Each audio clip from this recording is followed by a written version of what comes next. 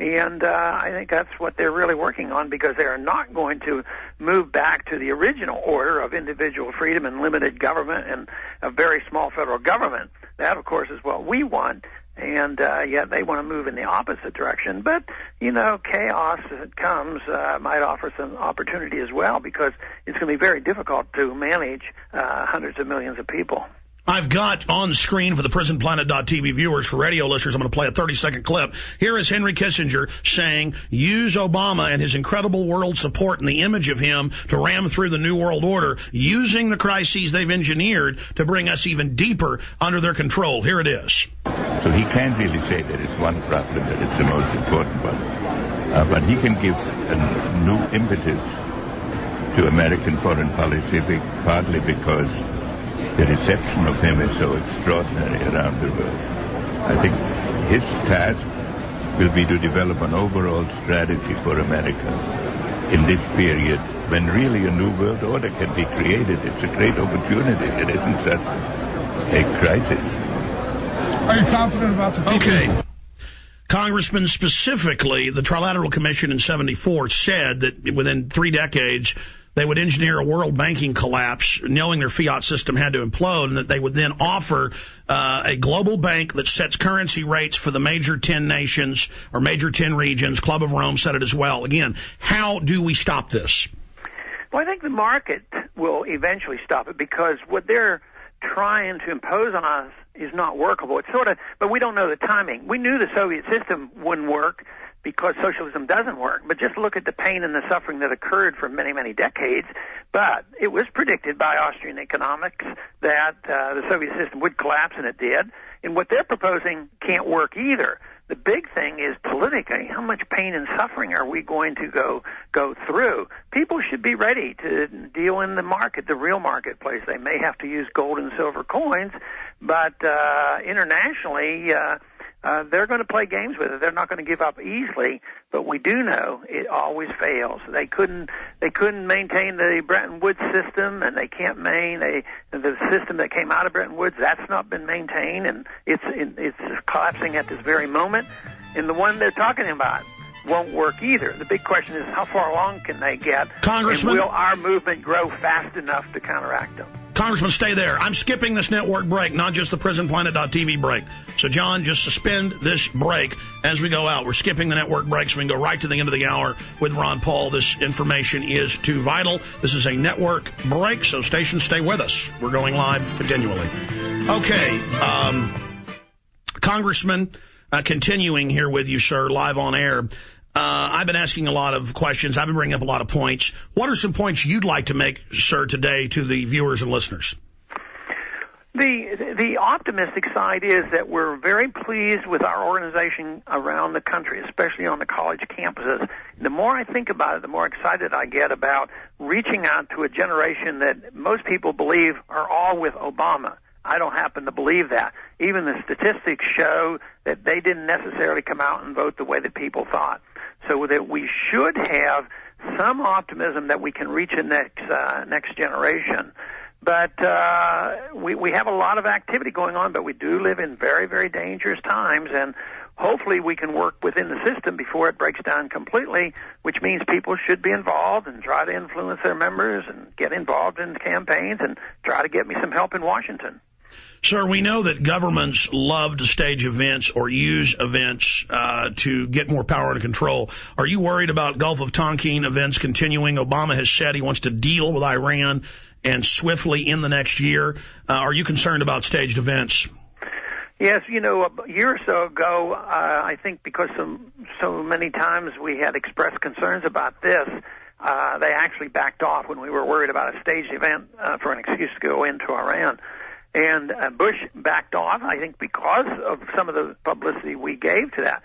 But no, I think all big events like that in foreign policy have to have a staged event or use an event that they can claim is the main reason for going in. But policies have not changed on foreign policy. If you listen to his speech, he said nothing that would be different. He is still, going to follow the same foreign policy. Well, that's the good news. I mean, not that he's following the policy, but the good news is I am talking to Obama supporters. We just talked to one on the ground at D.C., and they were admitting, yeah, he is continuing the wars. Yeah, he is continuing the warrantless wiretapping. Yeah, he is saying he's going to keep troops in Iraq basically forever, just a smaller group. Yeah, he is going back on everything he said. So I see them kind of getting apprehensive. So the mainstream corporate media, the establishment, comes in and says, look, he's a good guy. He'll save you. Just do whatever he says, knowing he's carrying the ball for the elite agenda to get through what they want. So can you speak to that? Well, I think this is good that some of the Obama supporters are starting to recognize this, and we shouldn't ignore the fact that some of our allies may well come from the left. The principled liberal or a progressive who doesn't fit the mold of an Obama supporter are very concerned about the same things we are, about the Patriot Act and personal liberty and the foreign policy. And in time, I think that we can work with other groups, because we'll need everybody to point out that it's civil liberties that we want protected. We want personal liberty protected. At the same time, we don't need any more wars, which will help us economically. The other arguments can be done, but we do need a strong coalition. But you'd never know that we are very strong from the average newscast every day and what we saw today. But I think our numbers are growing, and there's reason for us to continue this effort. Absolutely, Congressman. In the 4 minutes we have left with you, I want to get you to specifically speak to this, because I know you're a student of history and a avid news hound. And so I specifically wanted to get your take on this, because I've studied Hitler, Stalin, Mao, and literally even the Washington Post a week ago admitted that the symbolism, the things they're doing is classical fascism or communism, where these evil movements of the state want a true grassroots army. And now with USA service.org, it's a separate group under Obama's control, and they're already getting hundreds of thousands. It launched a week ago. They're running National Ad Council federally paid for ads promoting his private army, which I believe is illegal according to the congressional research that's been done. I hope you'll investigate that. So specifically, just on that one issue, there's hundreds. This is classical, the dirtiest, most wicked type of pathogen to a free society, and they're doing it out of the gates. So can you speak to, just the whole messianic thing? Well, the messianic thing is very obvious to most people, and we should be very cautious about it. As far as a private army goes, I don't know enough to say that I have all the answers on that, but it certainly deserves looking at. I think the big thing right now, which is progressing as it has been for years and more so now, is not so much that Obama is going to present socialism in the Soviet style or government ownership. It's always going to be this business arrangement between big business and big government. It's more fascism. They socialize our wealth and then give it to the banks. That's right. And he was emphatic today and said that, yes, markets are good and the free enterprise they do produce, but on occasion they spin out of control and they fail, and therefore we have to step in. What he was saying there, which was what they said in the 30s, is capitalism, gold standard, freedom failed, so therefore we need government. And just look, do you think the businessman is resisting that? The businessman's begging to be partners with exactly, government. but what's really failed is this fascist / crony capitalism, false free market, but they're trying to blame the free market. In closing, let's get a prediction from Ron Paul or a prime projection. Do you think he will be overall successful in becoming this messianic demigod? They've introduced a thing to repeal the 22nd Amendment. Do you think in the future Obama will be successful, or will liberty defeat him? I don't think he'll be successful. I think for a year or two or three he's going to get away with a lot, and there'll be a strong segment that will continue to support him.